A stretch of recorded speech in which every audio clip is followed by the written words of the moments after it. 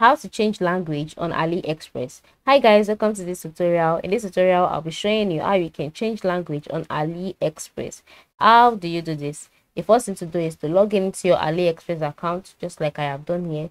And then once you're logged into your AliExpress account, you'll be brought to the home page, as you can see. And then by the top right corner of the screen, you'll see your account. Your account is next to wish list. All right, so just go ahead and click on it. Once you click on it, a menu will be displayed. Just select any of the options here, like my orders, for example. Once you've selected it, you'll be brought to this page. Now once you're on this page, by the left side of the screen, you'll see a list of options as well, such as overview, payment, refund and return, feedback, settings. Yes, settings. And then by the top right corner of the screen as well, you'll see language, right?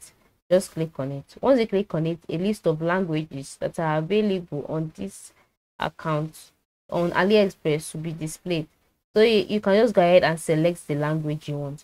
Once you select the language that you want, the language will decide to be updated automatically to your desired language. So this is how you can change language on AliExpress. I trust this tutorial was helpful. Thanks for watching.